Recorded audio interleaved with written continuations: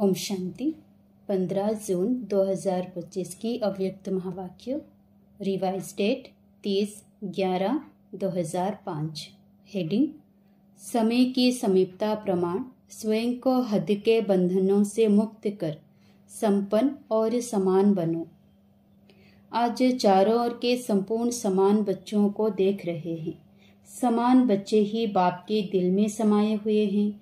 समान बच्चों की विशेषता है वह सदा निर्विघ्न, निर्विकल्प, निर्माण और निर्मल होंगे। ऐसी आत्माएं सदा स्वतंत्र होती हैं, किसी भी प्रकार के हद के बंधन में बंधायमान नहीं होती। तो अपने आप से पूछो, ऐसी बेहद की स्वतंत्र आत्मा बने हैं? सबसे पहली स्वतंत्रता है देहभान से स्वतंत्र। जब चाहे तब देह का आधार ले, जब चाहे देह से न्यारा हो जाए, देह के आकर्षण में नहीं आए। दूसरी बात, स्वतंत्र आत्मा कोई भी पुराने स्वभाव और संस्कार के बंधन में नहीं होगी, पुराने स्वभाव और संस्कार से मुक्त होगी। साथ साथ किसी भी देहधारी आत्मा के संबंध संपर्क में आकर्षित नहीं होगी। संबंध संपर्क में आते न्यारे और प्यारे होंगे। तो अपने को चेक करो, कोई भी छोटी सी कर्मेंद्रियां बंधन में तो नहीं बांधती। अपना स्वमान याद करो। मास्टर सर्वशक्तिवान, त्रिकालदर्शी, त्रिनेत्री, स्वदर्शन चक्रधारी, उसी स्वमान के आधार पर क्या सर्वशक्तिवान के बच्चे को कोई कर्मेंद्रियां आकर्षित कर सकती है क्या? क्योंकि समय की समीपता को देखते अपने को देखो। सेकंड में सर्व बंधनों से मुक्त हो सकते हो। कोई भी ऐसा बंधन रहा हुआ तो नहीं है, क्योंकि लास्ट पेपर में नंबर 1 होने का प्रत्यक्ष प्रमाण है। सेकंड में जहाँ जैसे मन बुद्धि को लगाने चाहे वह सेकंड में लग जाए, हलचल में नहीं आए। जैसे स्थूल शरीर द्वारा जहाँ जाना चाहते हो जा सकते हो ना, ऐसे बुद्धि द्वारा जिस स्थिति में स्थित होना चाहो उसमें स्थित हो सकते हो। जैसे साइंस ने लाइट हाउस माइट हाउस बनाया है, तो सेकंड में स्विच ऑन करने से लाइट हाउस चारों ओर लाइट देने लगता है, माइट देने लगता है। ऐसे आप स्मृति के संकल्प का स्विच ऑन करने से लाइट हाउस माइट हाउस होके आत्माओं को लाइट माइट दे सकते हो। 1 सेकंड का ऑर्डर हो, अशरीरी बन जाओ, बन जाएंगे ना कि युद्ध करनी पड़ेगी। यह अभ्यास बहुत काल का ही अंत में सहयोगी बनेगा। अगर बहुत काल का अभ्यास नहीं होगा तो उस समय अशरीरी बनना मेहनत करनी पड़ेगी। इसीलिए बाप दादा यही इशारा देते हैं कि सारे दिन में कर्म करते हुए भी बार बार यह अभ्यास करते रहो। इसके लिए मन के कंट्रोलिंग पावर की आवश्यकता है। अगर मन कंट्रोल में आ गया तो कोई भी कर्मेंद्रियां वशीभूत नहीं कर सकती। अभी सर्व आत्माओं को आपके द्वारा शक्ति का वरदान चाहिए। आत्माओं की आप मास्टर सर्वशक्तिवान आत्माओं के प्रति यही शुभ इच्छा है कि बिना मेहनत के वरदान द्वारा, दृष्टि द्वारा, वाइब्रेशन द्वारा हमें मुक्त करो। अभी मेहनत करके सब थक गए हैं। आप सब तो मेहनत से मुक्त हो गए हो ना, कि अभी भी मेहनत करनी पड़ती है? सुनाया था, मेहनत से मुक्त होने का सहज साधन है दिल से बाप के अति स्नेही बन जाना। आप ब्राह्मण आत्माओं का जन्म का वायदा है, याद है वायदा? जब बाप ने अपना बनाया, ब्राह्मण जीवन दी, तो ब्राह्मण जीवन का आप सबका वायदा क्या है? एक बाप दूसरा ना कोई। याद है वायदा? याद है तो कांध हिलाओ। अच्छा, हाथ हिला रहे हैं। याद है पक्का या कभी कभी भूल जाता है? देखो, 63 जन्म तो भूलने वाले बने, अब यह एक जन्म स्मृति स्वरूप बने हो। तो बाप बच्चों से पूछ रहे हैं, बचपन का वायदा याद है? कितना सहज करके दिया है। एक बाप में संसार है, एक बाप से सर्व संबंध है, एक बाप से सर्व प्राप्तियां है। एक ही पढ़ाने वाला भी है और पालना करने वाला भी है। सब में एक है। चाहे परिवार भी है, ईश्वरीय परिवार, लेकिन परिवार भी एक बाप का है। अलग अलग बाप का परिवार नहीं है, एक ही परिवार है। परिवार में भी 1-2 में आत्मिक स्नेह है, स्नेह नहीं आत्मिक स्नेह। बाप दादा जन्म के वायदे याद दिला रहे हैं। और क्या वायदा किया? सभी ने बड़े उमंग उत्साह से बाप के आगे दिल से कहा, सब कुछ आपका, तन मन धन सब आपका है। तो दी हुई चीज बाप की अमानत के रूप में बाप ने कार्य में लगाने के लिए दिया है।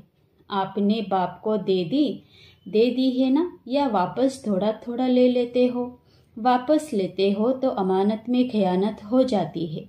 कोई बच्चे कहते हैं, रू रिहान करते हैं ना, तो कहते हैं मेरा मन परेशान रहता है। मेरा मन आया कहाँ से? जब मेरा तेरे को अर्पण किया तो मेरा मन आया कहाँ से? आप सभी तो बिन कोड़ी बादशाह हो गए। अभी आपका कुछ नहीं रहा, बिन कोड़ी हो गए, लेकिन बादशाह हो गए। क्यों? बाप का खजाना वो आपका खजाना हो गया, तो बादशाह हो गए ना। परमात्मा खजाना वो बच्चों का खजाना। तो बाप दादा वायदे याद दिला रहे हैं, तेरे में मेरा नहीं करो। बाप कहते हैं, जब बाप ने आप सबको परमात्मा खजानों से मालामाल कर दिया, जिम्मेवारी बाप ने ले ली। किन शब्दों में? आप मुझे याद करो तो सर्व प्राप्ति के अधिकारी हो ही, सिर्फ याद करो। और आपने कहा हम आपके, आप हमारे, यह वायदा है ना। तो बाप कहते हैं, खजानों को सदा स्व प्रति और सर्व आत्माओं के प्रति कार्य में लगाओ। जितना कार्य में लगाएंगे उतना ही खजाना बढ़ता जाएगा। सर्व शक्तियों का खजाना, सर्व शक्तियां कार्य में लगाओ। सिर्फ बुद्धि में नॉलेज नहीं रखो, मैं सर्वशक्तिवान हूँ, लेकिन सर्व शक्तियों को समय प्रमाण कार्य में लगाओ और सेवा में लगाओ। बाप दादा ने मेजॉरिटी बच्चों के पोतामेल में देखा है, दो शक्तियां अगर सदा याद रहें और कार्य में समय पर लगाओ तो सदा ही निर्विघ्न रहो। विघ्न की ताकत नहीं है आपके आगे आने की, यह बाप की गारंटी है। वैसे तो सर्व शक्तियां चाहिए, लेकिन मेजॉरिटी देखा गया कि सहन शक्ति और रियलाइजेशन की शक्ति, रियलाइज करते भी हो लेकिन उसको प्रैक्टिकल में स्वरूप में लाने में अटेंशन कम है। इसलिए जिस समय रियलाइज करते हो उस समय चलन और चेहरा बदल जाता है। बहुत अच्छे उमंग उत्साह में आते हो। हाँ, रियलाइज किया, लेकिन फिर क्या हो जाता है? अनुभवी तो सभी है ना, फिर क्या हो जाता है? उसको हर समय स्वरूप में लाना उसकी कमी हो जाती है, क्योंकि यहाँ स्वरूप बनना है। सिर्फ बुद्धि से जानना अलग चीज है, लेकिन उसको स्वरूप में लाना इसकी आवश्यकता है। कभी कभी बाप दादा को कोई बच्चों पर रहम भी आता है। बाप समझते हैं बच्चे से मेहनत नहीं होती है तो बच्चे के बजाय बाप ही कर ले, लेकिन ड्रामा का राज है, जो करेगा वो पाएगा। इसलिए बाप दादा सहयोग जरूर देता है, लेकिन करना फिर भी बच्चे को ही पड़ता है। बाप दादा ने देखा है बच्चे संकल्प बहुत अच्छे करते हैं। अमृत वेले बाप दादा के पास अच्छे संकल्पों की बहुत मालाएं आती है। यह करेंगे, यह करेंगे, यह करेंगे। बाप दादा भी खुश हो जाते हैं, वहाँ बच्चे वहाँ। फिर करने में कमजोर क्यों बन जाते हैं? इसका कारण देखा गया ब्राह्मण परिवार में संगठन का वायुमंडल, कहाँ वायुमंडल कमजोर भी होता है, उसका असर जल्दी पड़ जाता है। फिर उन्हों की भाषा बताएं क्या होती है? भाषा बड़ी मीठी होती है। भाषा होती है यह तो चलता है, यह तो होता है। ऐसे समय पर क्या संकल्प करो? यह होता है, यह चलता है, यह अलबेलापन लाता है। लेकिन उस समय इस भाषा को परिवर्तन करो। सोचो कि बाप का फरमान क्या है, बाप की पसंदी क्या है, बाप किस बात को पसंद करता है, बाप ने यह कहा है क्या है। अगर बाप याद आ गया तो अलवेलापन समाप्त हो, उमंग उत्साह आ जाएगा। अलवेलापन भी कई प्रकार का आता है।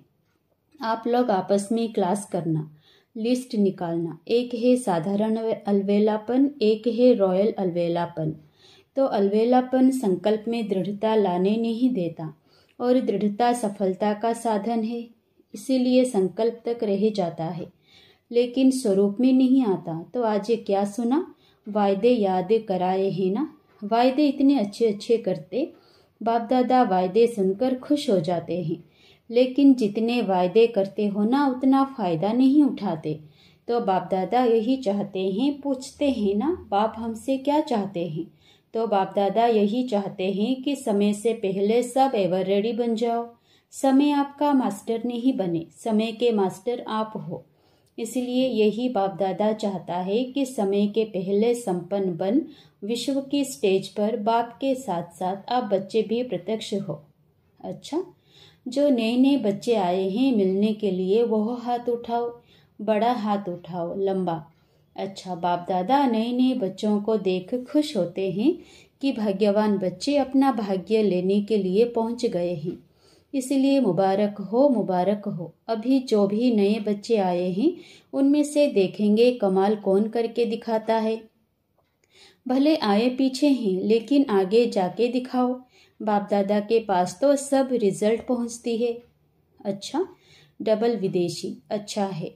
डबल विदेशी स्व पर और सेवा पर अटेंशन अच्छा दे रहे हैं, लेकिन सिर्फ इसमें एक मात्रा लगानी है, अंडरलाइन करनी है।